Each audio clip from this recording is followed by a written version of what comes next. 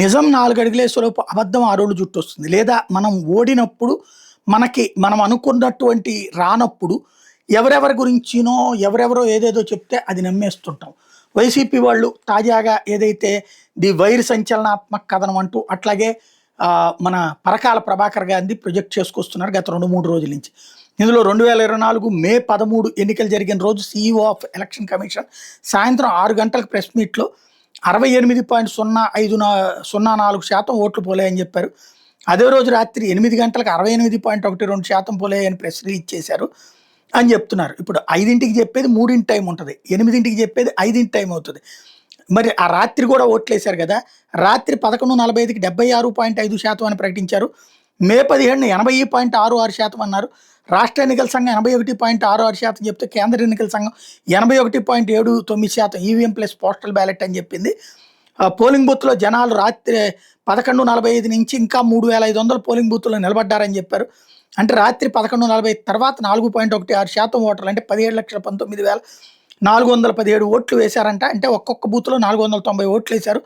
ఉదయం నుంచి సాయంకాలం వరకు సరాసరి గంటకు 60 ఓట్లు మాత్రం ఒక్కొక్క పోలింగ్ బూత్‌లో పోలయ్యి. ఈ ఫిగర్స్ చూస్తే ఉదయం 11:30కి పోలింగ్ జరిగినట్టు భావించాలన్నమాట. సీఈఓ మీనా ప్రెస్ కాన్ఫరెన్స్‌లో లాస్ట్ ఓటు రాత్రి 2 గంటలకు వేశారని చెప్పుకొచ్చారు.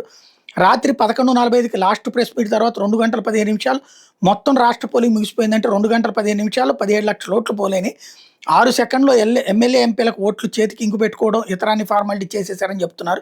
పోలింగ్ ముగిశాక 52 లక్షల ఓట్లు పోలేని. పోలింగ్ ముగిశాక క్యూ లైన్లో ఉన్న వాళ్ళకి మాత్రమే ఓటింగ్ వేయడానికి వీలుంటుంది. క్యూ లైన్లో 52 లక్షల మంది నిలబడి ఉన్నారా? ఆ సీసీ ఫుటేజ్ ఎందుకు రిలీజ్ చేయట్లేదు అన్నాడు. ఇక్కడ ఒకసారి గుర్తుకు తెచ్చుకోవాల్సింది ఏంటంటే సీసీటీవీ ఫుటేజ్ ఏంది? మీరందరూ లేరు అక్కడ పోలింగ్ బూతుల దగ్గర. పార్టీ లేదా ఆ రోజున? నెంబర్ 1. నెంబర్ 2 వచ్చేటప్పటికి 2019 ఒకసారి గుర్తుకు తెచ్చుకోండి. తెల్లవారుజామున 3 దాకా జరిగింది ఆ రోజున కూడా పోలింగ్ బూత్. ఈ లేబర్ ఏరియాల్లో ఇది ఉంటుంది. సాధారణంగా వాళ్ళ కూలి పనులు అవన్నీ చేసుకుని వచ్చిన తర్వాత 5 లోపు వస్తే కనుక క్యూ లైన్లో ఉంచోబెడతారు కాబట్టి అప్పుడు నుంచోవడం అన్నది జరిగింది. అప్పుడు కూడా మహిళలు రాత్రి తెల్లవారులు క్యూ లైన్లో నుంచుంటే అప్పుడు ఏమని చెప్పారు? ఇంకేముంది అది 10,000 రూపాయలు కనుక్కుని వాళ్ళు నమ్మారు. అట్లాగే ఇప్పుడు కూడా మహిళలు క్యూ లైన్లో నుంచున్నారు కాబట్టి వేశారు. ఇది నెంబర్ 1. రెండో పాయింట్, రెండో రోజు సాయంత్రం దాకా వాళ్ళు రకరకాల అంకెలు చెప్పారంటే ఏ గంట దాకా వాళ్ళకి వచ్చిన ఫిగర్సే వాళ్ళు చెప్తుంటారు. ఫైనల్ రిపోర్ట్ అన్నటువంటి సెంట్రల్ ఎన్నికల సంఘం ఇస్తుంది.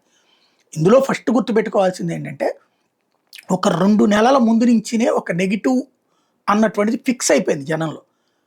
ఆ ఓటమిలో అది ప్రధానమైనటువంటి కారణం.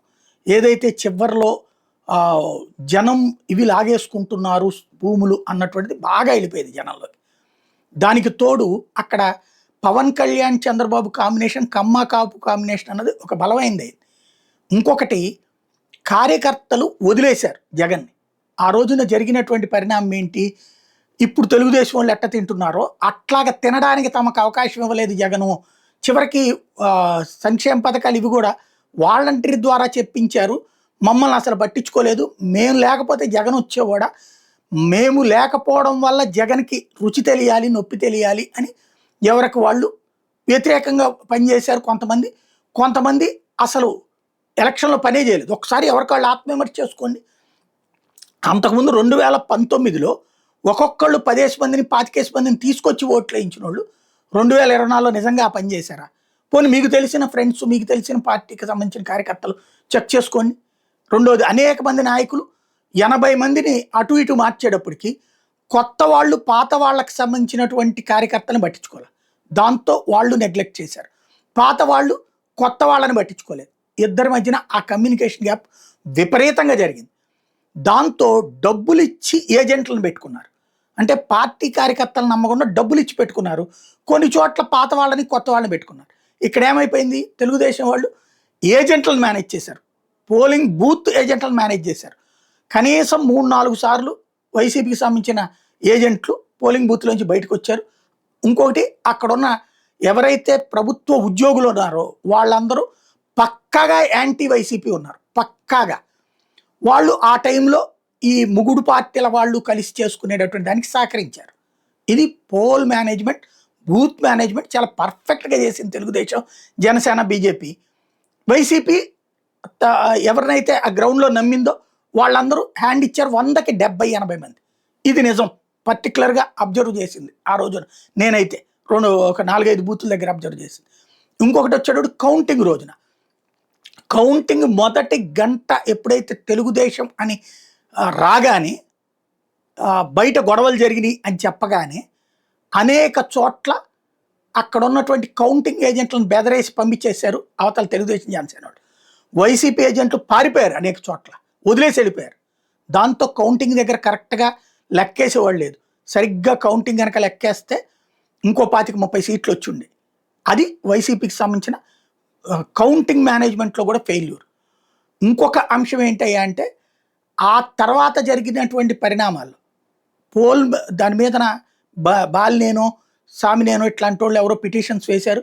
దాన్ని ఫాలోఅప్ చేసిందంటే పార్టీ చేయలేదు, వాళ్ళు తిప్పలేదు, వాళ్ళు పడ్డారు, వాళ్ళు డ్రాప్ అయిపోయారు, శాంతం డ్రాప్ అయిపోయారు. ఈలోపు అసలు ఆ స్లిప్పులు ఏవైతే ఈవీఎంలో నుంచి వచ్చిన స్లిప్పులు ఉంటాయో ఆ ఎన్నికల సంఘం తగలబెట్టేసింది. అవి కదా కౌంట్ వేయించాల్సింది. రీకౌంటింగ్ అంటే దాంట్లో ఉన్న కూడికలు కాదు కదా, అవి కౌంటింగ్ వేయించాలి. దాని మీద గట్టిగా న్యాయ పోరాటం చేసే ఓపిక, తీరిక, మానసిక సంసిద్ధత ఆ రోజున వైసీపీ దగ్గర లేదు. తిలాపాపం తలా పిడికిడని చెప్పేసి వైసీపీకి లాస్ట్ 1 yearలో జరిగినటువంటి ఇవన్నీ చాలా ఉన్నాయి. అందులో వాటికి తోడుగా ఏదైతే అవతల ఇచ్చిన సూపర్ 6 వీళ్ళు 18,000 ఏడాదికి ఇస్తే ఏడాదికి ఎంతమంది మహిళలు ఉంటే అంతమందికి 18,000 అని చెప్పడం, అట్లాగే పెన్షన్లు 50 ఏళ్ళకే ఇస్తామని చెప్పడం, ఇలాంటివన్నీ కూడా అక్కడ వాళ్ళకి ఉపయోగపడ్డాయి. ప్రభుత్వ ఉద్యోగులు పూర్తి వ్యతిరేకంగా పనిచేశారు. వైసీపీని సొంత రెడ్లు కూడా తిరస్కరించారు. ఇది నిజం. దానికి కారణం రెడ్లని బతకనీయలేదు, బీసీలకు ఇచ్చాడా రెడ్ల సీట్లు తీసేసి, లైక్ మహేందర్ రెడ్డి లాంటి వాళ్ళది అన్నటువంటి కోపం వాళ్ళకి వచ్చింది. ఓవరాల్గా ఎవరైతే దాన్ని ఏమంటారు తిన్నటువంటి వాళ్ళేమో ఇక్కడ పెట్టనమ్మ ఎట్టాగు పెట్టదు, పెట్టే డాష్కి ఏమైంది అన్నట్టు జరిగింది. ఈయన్ని పెన్షన్ 4,000 పెంచమని చెప్పి సొంత పార్టీ నాయకులు అడిగితే సాధ్యం కాదన్నారు జగన్మోహన్ రెడ్డి. అప్పుడు 2014లో ఎట్లయితే దాన్ని ఏమంటారు రైతులకు రుణమాఫీ ప్రకటించమంటే ప్రకటించనన్నట్టే ఇది అసాధ్యమని ప్రెస్ మీట్ పెట్టి చెప్పాడు. అప్పుడు కూడా అట్లాగే చెప్పాడు, అప్పుడు అట్లాగే ఓడిపోయాడు, ఇప్పుడు కూడా అట్లాగే ఓడిపోయాడు. వాళ్ళు 4,000 అన్నప్పుడు ఈయన 5,000 చెప్పాలి కదా, లేదు. అలాగే అంతకుముందు పెన్షన్లు 3 నెలలకు ఒకసారి ఇచ్చేవాళ్ళు, ఇప్పుడు కూడా టీడీపీ గవర్నమెంట్ అట్లా ఇస్తుంది 3 నెలలకు ఒకసారి. అంతకుముందు టీడీపీ అట్లా ఇవ్వలేదు. 2014-19, 19-24లో మొదట్లో అట్లా ఇచ్చారు. ఇచ్చి ఆ తర్వాత తీసేసి ఏ నెలకా నెల అన్నారు. దాంతో ఈ పెన్షన్ తీసుకుంటా ఇతర ప్రాంతాలు ఇతర రాష్ట్రాల్లో బతుకుతున్న వాళ్ళందరూ కూడా తీవ్రంగా కోపగించుకున్నారు. ప్లస్ 4,000 వాళ్ళు ఇస్తానన్నారు. అంటే పెన్షన్ తీసుకున్న వాళ్ళు కూడా జగన్ వద్దనుకున్నారు. ఇవన్నీ ఉన్నాయి. వాస్తవాలని సరిగ్గా అనలైజ్ చేసుకోవాలి. ఇప్పటికైనా ఇట్లాంటి ఈవీఎం కథలతో కాలక్షేపం చేయడం మానేసి ఇప్పుడు ప్రజల్ని ఎలా మెప్పించగలరో ఆలోచించుకుంటే బెటర్.